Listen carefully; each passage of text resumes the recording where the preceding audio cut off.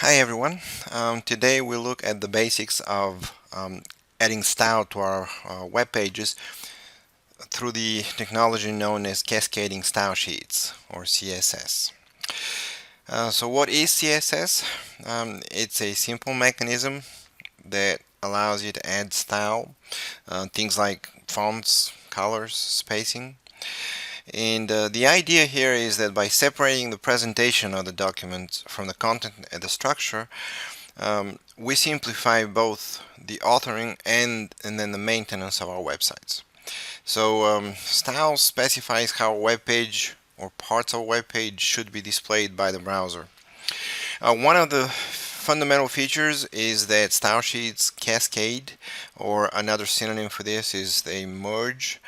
And we're going to see in just a moment how that works. Web designers can attach a preferred style sheet to a web page in several different ways.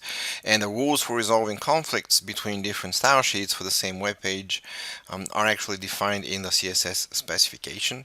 And we're going to see them in this presentation as well. Styles are actually statements of how the content of a particular element is to be displayed on the screen. And the use of styles is just a powerful way to control and manage your web page design. There's really three ways we can do this. We might have already mentioned these in class. Style sheets is saving the styles in a separate file called the style sheet is one of the popular ways. Style sheets are actual just plain text files that you create using something like Notepad, and you give a CSS extension to. And then in those files, you describe what kind of styling you want to be applied to your entire website. A second way of adding styles is through the use of the style element in the head section. We'll see that here as well. And then the third way is through the style attribute within specific HTML elements. Why CSS? Originally, HTML was never intended to contain elements for formatting the document. People started adding elements that allowed us to format our document the way our document looked on the screen.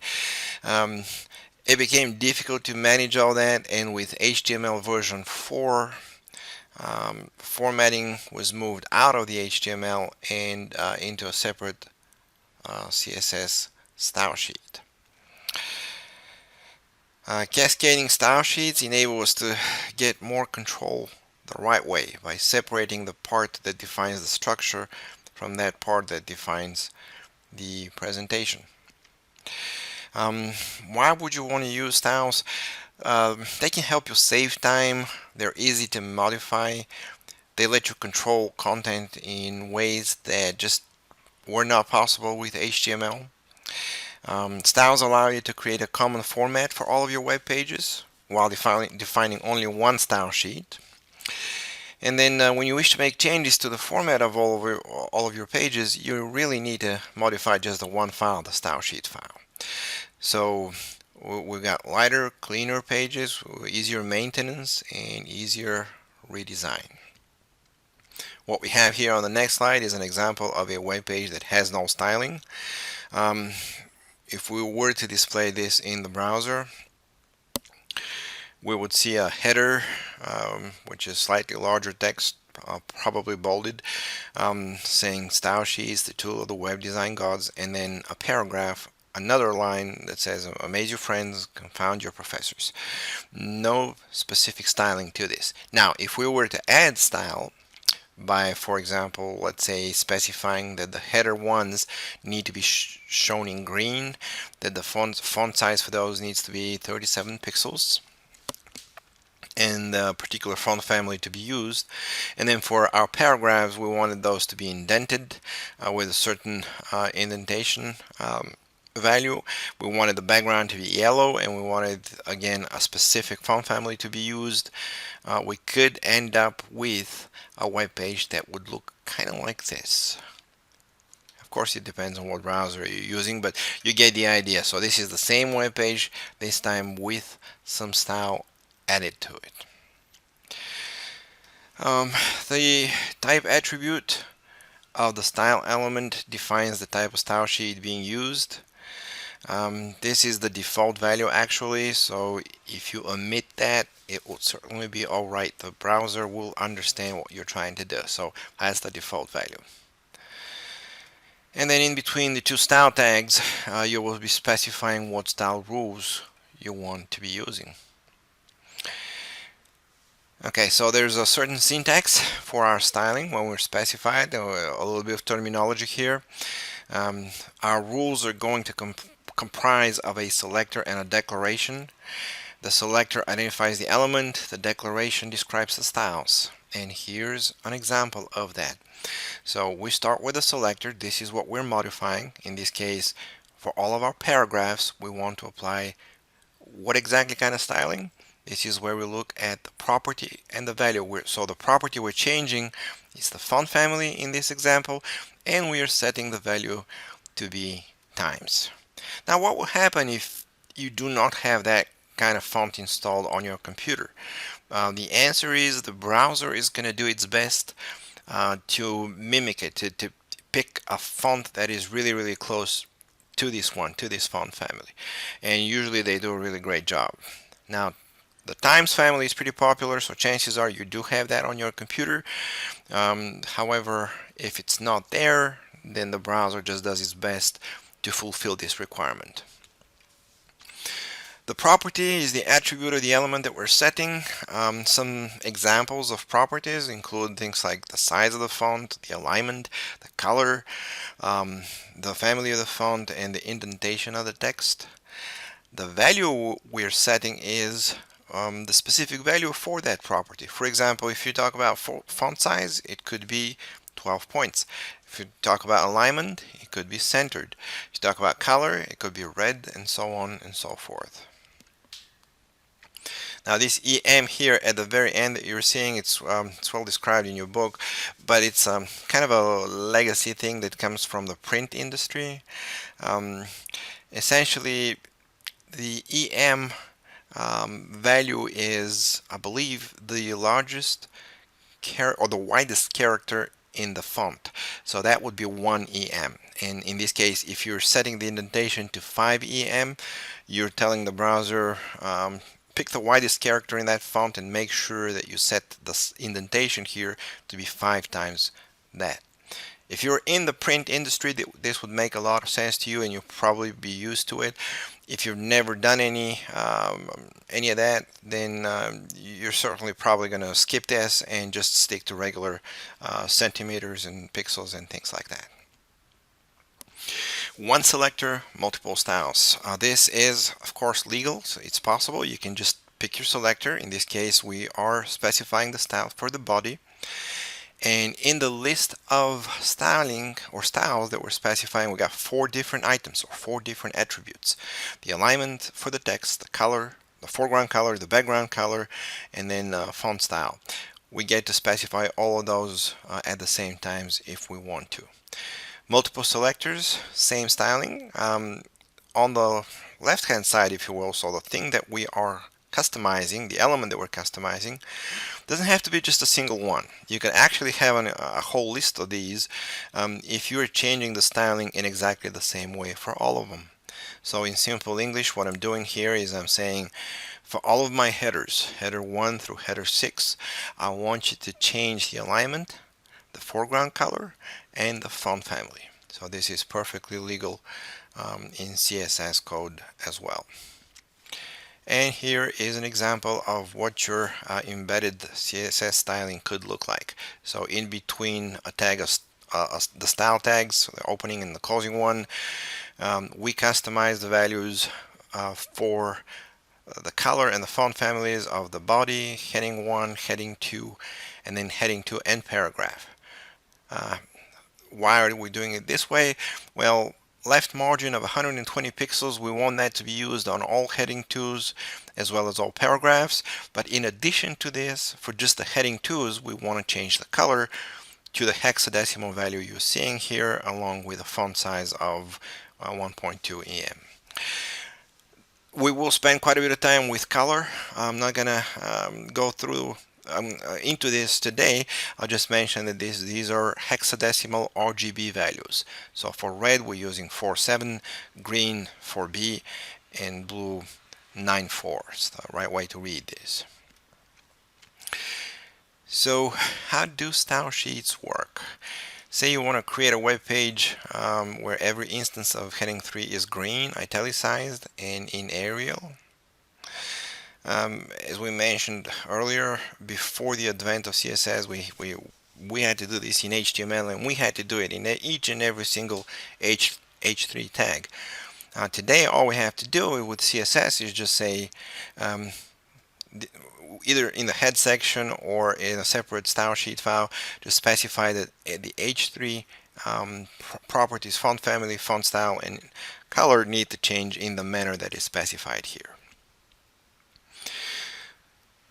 A little bit more syntax. If you're using external or linked styles, you're going to be saving those in like I said, a plain text file which has an extension of CSS, and you'll be using the link element inside the head section to load that file into the HTML code.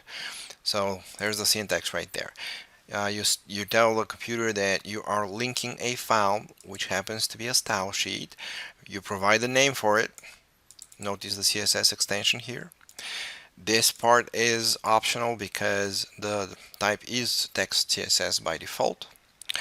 And you can think of this one command as kind of like a copy and paste. So you're telling the browser, go out there, find me the CSS file, copy the whole thing, and just paste it in here. Internal or embedded styles. This is information that you save in the head section in between a pair of style tags.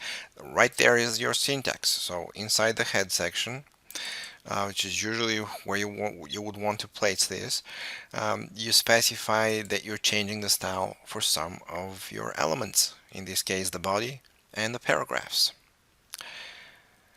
And finally, inline styling is information that is presented in the form of customizing the style attribute. Okay, so now style is not an element, it's just an attribute to an element. Let's take a look at the syntax for this one. Okay, in here for H3 we specify the attribute style and we make it equal to something. So this is called inline styling. We're going to be using all three of these throughout the semester. I can't really argue that one of these is more efficient than the other. It's just you go with whatever works for you best, and of course you keep in mind how these cascade. So how are they applied? So if you need to apply styling and you got all three of these, for example, which one would you apply first, which one second, which one third? And that's discussed on the next sheet. Okay, though if you have clashes of style that need to be resolved, the formal way of doing that is your inline styling gets applied. If you've got that, then the internal styling inside the heading section, and then the external style sheet. In other words, the inline styling is the most powerful, most binding one. If you've got that, that's precisely what you're going to see in your browser. The styling section from the head section is what gets applied next, and then finally least binding is your external style sheet. So this will also get applied, but it will not override any internal style specifications or inline style specifications. Alright, and here we got a really good example. So let's take a closer look at this.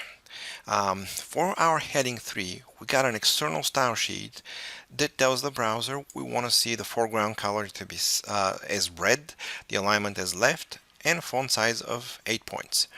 However, for one of our H3s, we also have an internal style which is set up as Okay, I said that wrong. For the styling of our H3s inside the heading section, we have specified a style of alignment right and font size 20. So you can see the difference here. The font size is different and the alignment is different. On top of that, we have an extra attribute in our external style sheet. What exactly is going to happen here is we're going to apply these attributes the way they are specified in the external sheet, and then the text alignment and the font size specified in the heading section will overwrite those that came from the external sheet. So your heading 3s are going to show up with an alignment of right, a font size of 20, and a color of red because that gets inherited. Did I say that right? Yes. So with the specification we saw on the previous slide, we will end up with the following result. For all of our headings 3, we're going to see them displayed in red. Their alignment would be right, and their font size will be 20. Color got inherited from the external sheet. The other two got specified in the internal style because they got taken from the internal style section because that's what takes precedence over the external style sheet. That takes us to another interesting feature that we can use with styling. It's called a class selector. The class selector allows us to define different styles for the same type of HTML element. And this is best illustrated with an example. The way we create a class is with the dot, with the period. So if we wanted some of our paragraphs to be right aligned, we create a styling called .right, and we specified an attribute, the text align attribute, to be set to equal right. Then we come up with a name for our center class, and we say p.center actually includes one customization, and that's the alignment gets to be centered. These are not keywords, these are arbitrary words. Okay, if you want to use something else that makes more sense to you, by all means. But actually in this case they happen to be pretty good names. So .right is a class that we apply to paragraphs, and that's what's going to happen, or what should happen when we apply it. And .center is a class which comes along with this particular style specification. Okay, so inside our HTML code, all we got to do when we want to use one or the other is we say class equals, and then we provide the name of the class we created.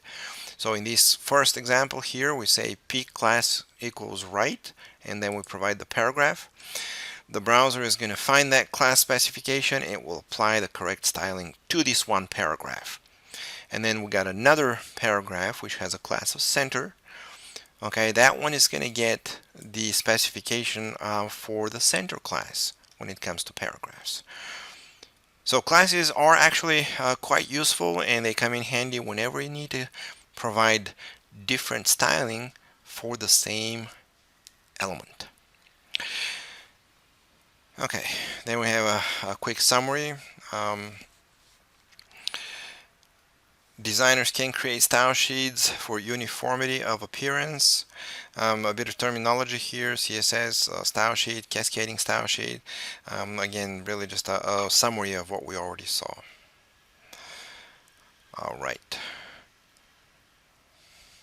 Style properties. What exactly can we change using CSS? Turns out it's a long list of things that we can change, and this is certainly not exhaustive what you're seeing here. There's many places on the web where you can look at that information up. I got one link that actually works for you here that's got a pretty detailed, I think they keep this complete and updated even though it was created a long time ago. It's got a list of all the properties that you can customize with some additional information on how and why. Oh, very important point. Do keep in mind that browsers are going to do their best to display the pages in the way they believe should be displayed. So there are certain styles that have been pre-programmed by the companies that create these browsers and will be applied when there's no style information. So they have their own settings for presentational features such as the font family and the font size, for example, which is why it's a good idea whenever you're testing your work to use all the browsers that you think people may be using to check out and see the final the end result. And CSS is one way for you to override these defaults. So the browsers may have default values for some of the style settings, but CSS gives you the option or the opportunity to change those. It is also true that you can go inside the settings of browsers. This is an earlier version of Internet Explorer, and you can request particular stylings to be applied. Like, for example, you can request that all the colors to be ignored. You can request that the font styles to be ignored. So there's a certain power that users have on the client side that you can't really take away from them. Now, I'm not really sure why anybody would come in here and request that a web page be shown without any colors or without any font styles. You can actually play with this in different browsers and see that this does indeed work. It takes away the color or the font styles. Or you can, for example, ask that the web page be displayed without any images. And that is a good example of the end result of a request like that.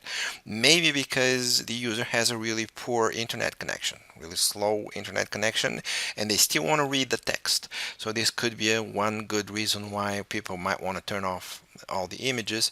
This is not something you can prevent. Okay, so browsers give this power to the users, and it's for you to keep that in mind. This is a situation you would encounter very rarely, but if this thing is something that is bothering you, just keep in the back of your head that it could occur, and there's ways for you to address this situation. For example, for all of the images, you can provide alternative text.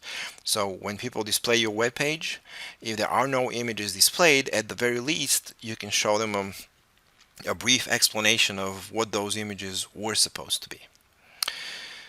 And it's actually one of the things that we may try in our exercises, a really good one. Okay, and that takes us to the end of our discussion today. This was just a brief presentation of the basics of CSS, or Cascade Style Sheets. We are going to look at some more advanced features of CSS, and we'll look at the most interesting features of CSS 3 as well. But this wraps up our basic discussion today. Thank you very much for watching.